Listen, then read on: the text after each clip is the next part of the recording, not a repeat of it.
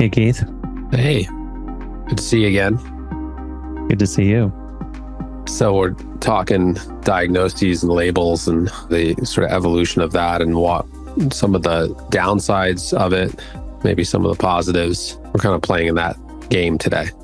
Yeah, seems like every new edition of the Diagnostic Manual, we have a mushrooming of more categories. I think a good starting point is just to say that prior to the 1950s, like the average person wasn't going around saying like, I have depression, I have anxiety, I have OCD, I have bipolar. Like that wasn't in the social milieu of culture prior to the 50s. Mental health conditions weren't as much in the social language of culture. It's really hard to wrap our minds around that. Like it's so in the conversation of who we are and how we think about people. And like, everybody knows these terms, right? So, these things get mentioned. So it's like kind of hard to even wrap our minds around like, what was it like to not relate to mental health inside oneself with terms prior to the 1950s as a culture? It's true. In a way, it's pretty rapid evolution. I mean, there's a lot more acceptance. There's more, hopefully we could say there's more understanding. There's more identification, a lot more people being seen and diagnosed. So many more treatments available. I'm not sure that our diagnostic categories are more accurate than they were then, but that's a whole nother part of our conversation. Yeah. Well, I mean, again, there's a lot of pros and cons here to what happened. And the start of the conversation is, prior to the 50s, it wasn't really seen that way. Throughout time, it's been different things, spiritual illnesses and, other conditions and diseases. But like just sort of sometimes it was like the valued, shaman and was the eccentric, maybe even psychotic person sometimes. But then we have this kind of new wave of things that happened starting in the 50s, where post World War II, where a lot of people needed care. And there was this collaboration with the government of like, we need to understand mental health conditions better. And the DSM then comes to surface. And now we have, these different depression, anxiety with new terms and OCD and these different disorders come about. And then that gains a lot of traction. Obviously, to the point where this is now, it's social language now. It's just a part of the everyday conversation in a lot of the world. Well, the term PTSD is only... Yeah, that's 1980. Yeah. I think. Yeah, 45 years old. Yeah, late 70s. Less than 50 years old. Right. And so, and here we think are. About right? all the people, think about all the veterans prior to 1980 who experienced trauma in combat, let alone all the non-combat trauma that occurred. It's kind of crazy. Just shell shock was the World War II term for that, but really a very primitive understanding. Totally. And I think there was a lot of benefits out of the categorization process for people. It was like a way to understand ourselves and for providers to understand their clients and to really categorize things in these symptom clusters. And there's certain treatments that hopefully work better for certain symptom clusters than others. And then we have all the research that then really comes out of this and all the medications that come out of this movement, where we start now being able to have indications with medications. And so a lot has happened, right, with this movement. And then there's a lot of downsides too. Well, and in addition to the downsides, there's also been, depending on how you look at it, the weaponization or the political undercurrents and financial undercurrents of diagnosis and treatment, having to prove to an insurer that provides, that has a policy of covering, let's say, 12 therapy sessions for particular diagnoses, to be able to show that that person has that condition, that those sessions will get paid for example. Yeah, as we went through sort of evolution, from the 50s, the crazy like height of the managed care movement in the 80s and 90s. And now these conditions have very strict guidelines of treatments. And again, like some of this has been very useful, right? There are people getting helped with different medications that weren't helped before. We've been able to research psychotherapies in ways that we wouldn't have been able to. There's a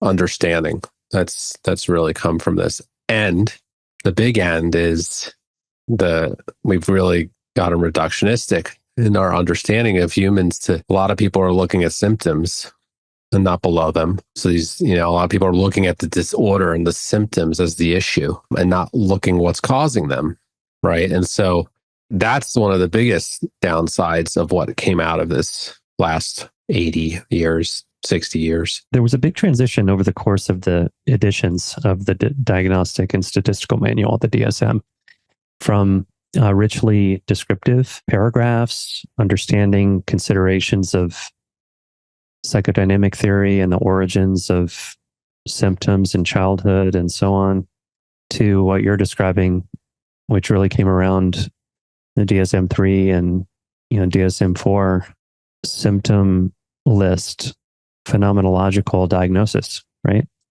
5 out of 9 is this. That's what you get. And if you don't have 5 out of 9 of the list of symptoms, then you don't have the condition. Right. Yeah. If you have like 2 symptoms across all conditions, you don't have a condition. Exactly. Or you have all the conditions. Right. Yeah. Yeah. Right. We all have all the conditions. So, it's the average treatment for a person going in this country for mental health issues is going to go and see someone for 15 to 30 minutes, and they're going to get a diagnosis. They're going to get a medication, and hopefully, in some cases, changes their life. They feel a lot better. They're sort of saying they feel like themselves again. Their activities are getting back online in certain ways, and some cases that happens, right? And that's great. I agree. It's wonderful when that does happen. And when we've seen that, like you and I have seen so many people and know so many people where it's like, it worked that way. But then there's so many people it doesn't work that way. Right. Right. Right. And I think your kind of frame of 15 minutes is really accurate, because most of those prescriptions, we know that 80% of the antidepressant prescriptions, for example, are written in primary care offices, where the description of primary care that I like the best is 5 complaints in 5 minutes for $5. Mm-hmm. Yeah. So it's complex to manage mental health challenges in a primary care setting, because first of all, reimbursement rates are really weak. So it's extremely hard for practitioners to keep the lights on unless they see 20 or 40 people a day. You see that many people a day, you don't spend a lot of time with each person, and everybody has complex problems. So it's just very challenging. Well, I think this is the downside of diagnoses. Like in that model, again, sometimes it works. We're treating a diagnosis, and sometimes that works, but we're not treating a person and what makes up a person and why these symptoms are there. And that for me blends into a much wider part of the conversation, which is that has greatly influenced culture in terms of our view of mental health. If I'm not feeling well, I go to the doctor and maybe I get a medication to feel better because I have one of these conditions that is, again, now in social language. I have depression, I have anxiety, I have OCD, I'm mentally ill, and my neighbor's not.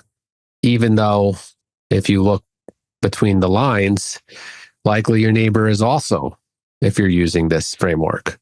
The amount of people that will have one of these conditions in their lifetime is likely more than half of people.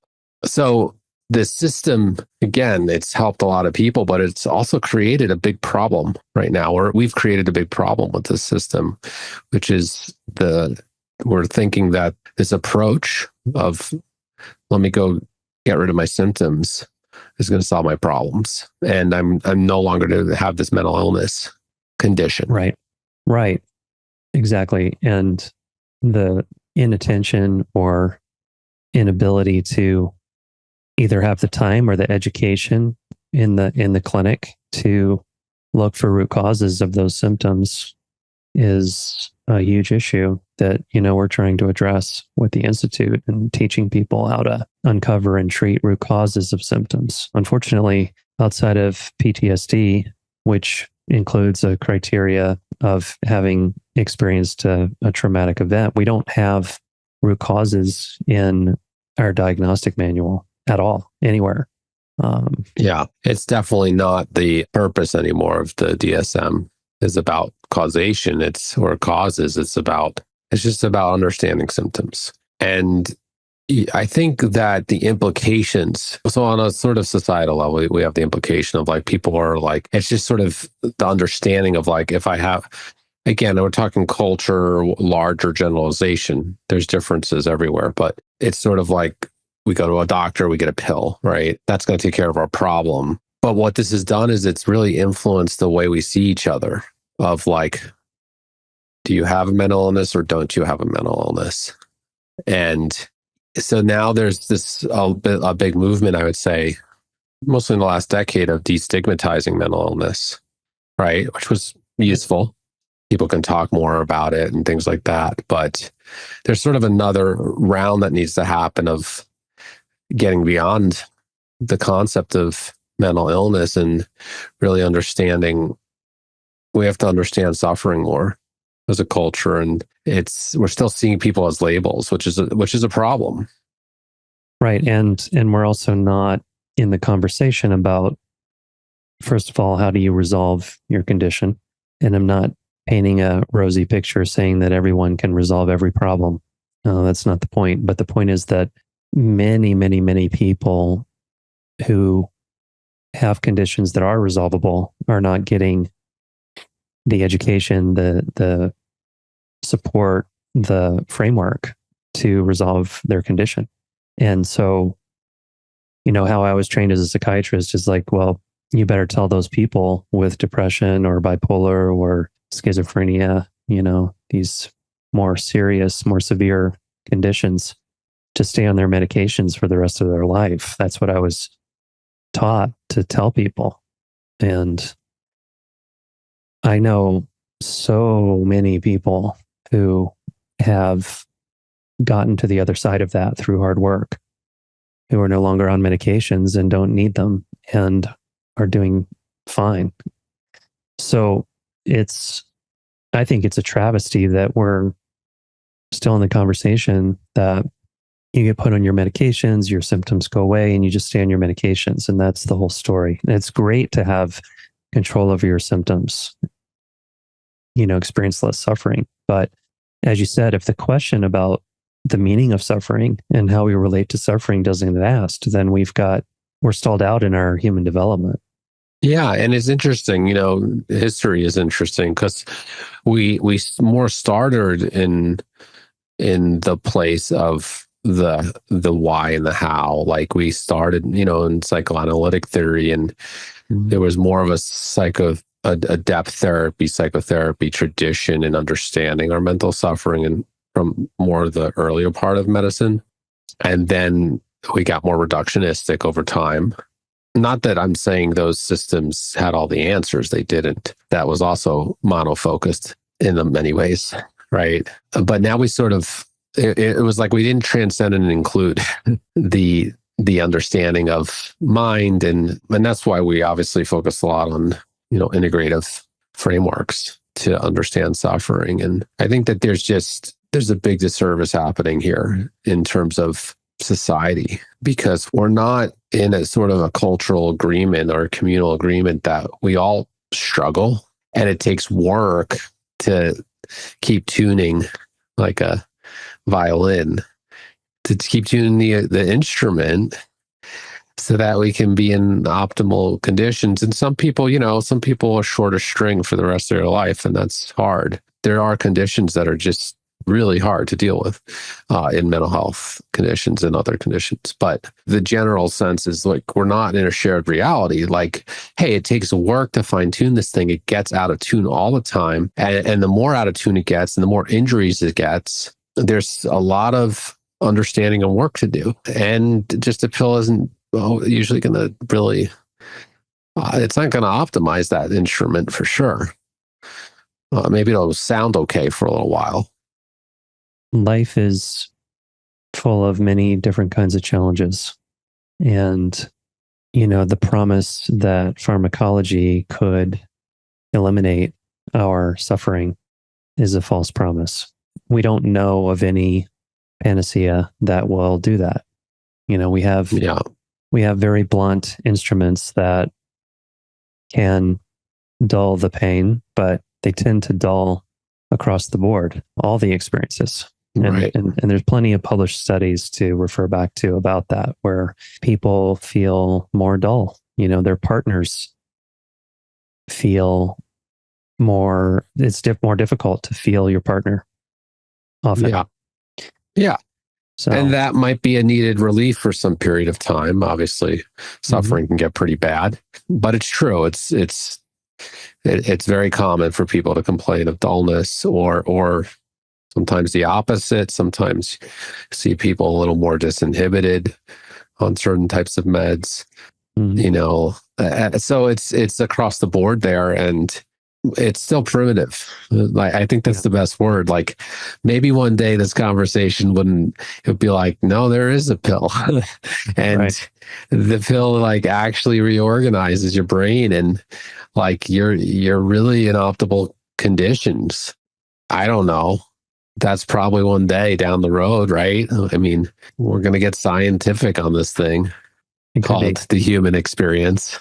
It could be. I mean, I think one of the challenges in mental health is that each individual has a different set of contributing factors and causes across the board for them to have what gets, as you said, in reductionistic mental health care, one label, right? Depression has very different roots in different individuals. So will we ever find a tool that is FDA approved, that's a pharmacologic tool that has enough specificity to individuals to where we can really say that that's happening for people? I don't know.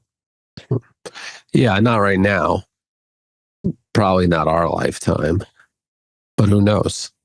Yeah, I mean, obviously there is a place and has been an amazing place for science to help us here. I mean, I wouldn't want to rewind the clock 200 years. that life was hard. You want primitive mental health care. Yeah, life was hard, and your mental health struggles weren't dealt with in the kindest manner typically. So we've definitely come a long way in a short amount of time. And somehow we need to slow down here. We're going to understand each other more versus this sort of speedy, address things so speedily and miss what's really going on with the person, right? Absolutely. Yeah. I mean, and that's hard in this culture that's all about speed, right? And the bombardment of inputs from everywhere, social media, non-social media, email, phones going off all the time. There's just a lot going on all the time for us. And of course, that the changes are so rapid to what our human organism is trying to process. The change is so much faster than what we can evolve to keep up with, I think is part of the challenge. Totally. Now, on the flip side of all this, there is a positive aspect of categorizing the inner experience with more and more specific labels and categorizing the suffering internal experience with more labels, which is now we've externalized the conversation about what we're all facing inside ourselves. And that does have a lot of positivity it can be, where we can really, we can work with each other around the spaces we are inside ourselves through shared language. And so there's always there's always benefits and drawbacks, right, in life to anything. And there is a benefit here that we have a shared language. It's outside of spiritual traditions languages or religious languages, which have their own languages for these things. And that is helpful, because it's sort of like the ordinary experience of people. There's something to talk about there of like what we struggle with in ourselves. Now, again, I think the underpinnings still have a lot of stigma and a lot of confusion, that you either have these things or you don't. I think there's a lot of confusion there. There's either mental illness or there's mental health. I think that's a very binary and actually not even accurate way to understand humans. Well, another benefit of diagnoses is driving the correct treatment. I mean, the great example I think for that is the difference between a unipolar major depressive disorder and a bipolar disorder, which can be very difficult to discern sometimes. But giving a person who's on the bipolar spectrum the wrong treatment in the form of a antidepressant can be quite devastating, or even deadly. So I think these diagnoses were really helpful for medication, actually. Right. For that reason. Right. Yeah. I mean, it definitely, without them, you would know what the heck was going on. It would be the subjectivity would be even looser when you're trying to figure out which medication goes where, obviously. So in that sense, categorization and labeling is actually very helpful. It's helpful, I think, especially in the context of having a conversation about this is not a life sentence, and this can potentially, with the right supports and the right effort, be integrated and overcome and put behind you. I think there's also this shadow to it of people, and I encountered this in my practice quite a bit over the years as a psychiatrist, is facing the challenge of, well, I can't X, Y, or Z because I have this condition, right? Yeah. And it becomes a hindrance to going out and fulfilling the gifts and talents that a person has that are their birthright to embrace and experience and show out in the world. Yeah. I think it's really important for people to know that, like, when you think about these terms like depression, right? It's like, well, you might be more depressed in this moment than maybe the 4 or 5 people right around you. And now we're going to call you depressed. But actually, you catch a person in the right week or month of their life, and now they're depressed. Or you catch them in the right moment, and now they have the symptom of depression, but it's not going to stay, so they don't have depression. Like, I think it's just really important for people to know that this is a spectrum of just looking at the suffering side of the mind, at which we all have all day, the suffering side of the mind. It doesn't go away. It doesn't disappear. And I think that's where we just need, I think, a more compassionate and realistic understanding that, like, we're all moving between suffering and inspiration and suffering and pleasure. And we can get stuck in suffering. And that's what these labels are for. That's really all they are.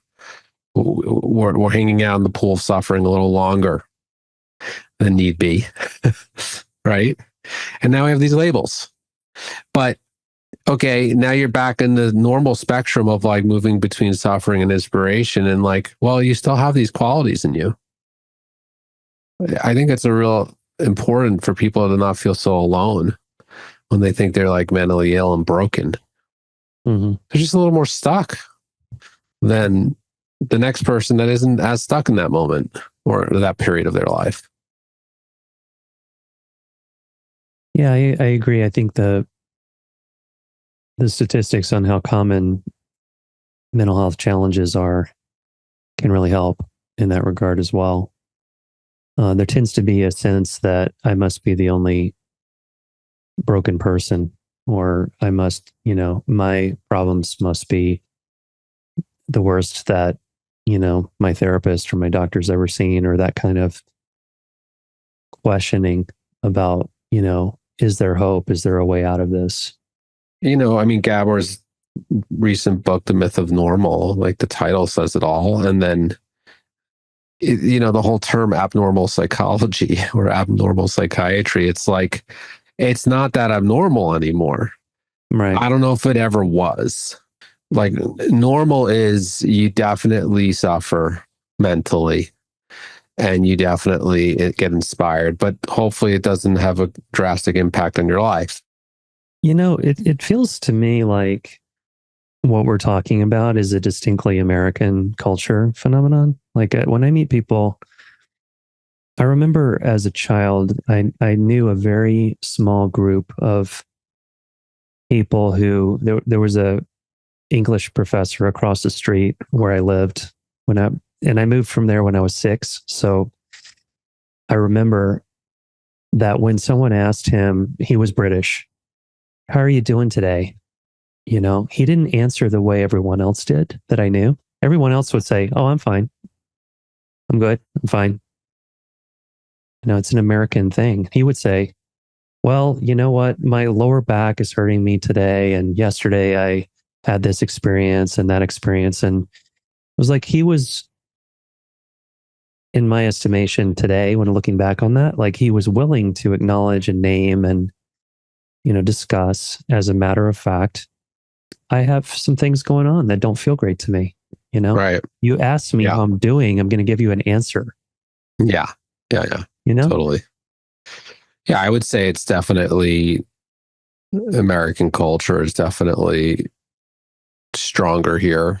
I think obviously globalization and there's a lot of influence in the world now, cross-culturally and things where you'll come across these mindsets. But yeah, I've experienced the same thing in a lot of my travels, where it's just like different frameworks and some of these terms haven't sort of invaded culture as much. Like, oh, I have depression or I have anxiety. Like it's just not even, it's just like, yeah, I'm kind of down and I think there is a difference there. And then I think, but what to move toward is really like where I go. It's like, well, again, there's nothing wrong. These labels have been very useful, but I think what to move toward is it's just a growth oriented mindset of we're optimizing. We have struggle, we have suffering. We might get stuck in these things that we can actually use labels and talk about. I'm stuck in depression right now. I'm depressed. I have a depression. And like, but if we can gain more of a growth oriented mindset, it's just like, oh yeah, like, okay, like, well, I was there, and here's what helped me. And it's just more of we're constantly just trying to grow and evolve, right? Through this balance of pain and pleasure. And yeah, it's like there's a whole world in between these two artificially distinct categories of illness and wellness. Right. And there are ways to get from one to the other. Yeah. It's like, and who decided now you're ill and now you're well? Like who gets to decide that? Your doctor? So that's what it is right now, right? Right. I mean, we've basically said, well, your doctor gets to decide. And if we're just talking about mental health and illness, not physical, but like they decide if you're ill or well in terms of like, who's the one that has to say when you have mental illness or mental wellness, right? Or mental health. Well, it's interesting. Like this is a problem in medicine, not only in mental health. Like I remember when I first started exploring integrative perspectives on mental health, and I started looking more carefully at thyroid labs, and the way I was taught is a person either has a thyroid disorder or they don't. Either the number is outside the range or it's in the range. Right. And it doesn't account for the fact that these ranges are determined by population averages. Right. And you can, maybe even a better example is diabetes. Like there's a whole range of blood sugar and insulin regulation short of diabetes that runs up to that takes about 10 years to get to a really severe, irreversible situation. And we don't acknowledge that in medicine. Right. Right. Yeah, this is again, totally. Well, again, this is just the downside of getting too reductionistic and too binary. I mean, obviously there's a lot of places where it's really helped to just be reductionistic and binary and be like, no, that is cancer. So we know what we're dealing with. Maybe, I don't know, maybe one day, we thought the world was flat one day. So who knows? But, but right now it's cancer. Right. So, but yeah, I think again, it's the downside. We can get way too binary in our thinking about things, and we're missing the spectrum. And that's the spectrum of growth too, right? It's like the spectrum from illness to growth, and just where are you on the spectrum? What's the starting point, right? And so, I don't know. I think I would just, as we're wrapping up here, diagnosis can be helpful. Diagnosis can be hurtful. And anybody with a diagnosis isn't that different than the person who doesn't have the diagnosis. I think that's the real key here. They're on a spectrum right now in their life. There's always opportunity for healing and growth. Absolutely. And the growth-oriented mindset that you brought up before, I think is a really important thing to keep in mind, that if you are the kind of person who likes to tackle problems in your life and see if you can solve them, not all problems are solvable, right? Through self-directed effort. Sometimes you need surgery. Sometimes you need the right consultant or the right medication and so on. But taking the attitude that you're going to try your best to maintain your balance and your resilience, your capacity to face the challenges of life is a way to empower yourself. And that's a really important factor when you're facing very challenging mental health experiences. Totally. Well, maybe we end there. Thanks for chatting about diagnoses and the ups and downs of these categories. Yeah. And who knows, in 500 years, these probably won't exist anyways. They'll be called something else. And they'll be talking about, remember those primitive diagnoses 500 years ago? Right. We might have those. But that's not even a thing anymore. Yeah. Right. Yeah. I mean, they didn't exist 500 years ago. So if you had it, you didn't know that that's what you had. Right. So it'll be something different in the future. So it's good to just always keep perspective. We can get so narrowed in on this is truth and reality because we created these terms, but it's a moment in time, a moment in history. And it's good to just hold that when we get so narrow focused on what we think is wrong with ourselves. Totally agree. Yeah. Okay. Till next time. Till next time.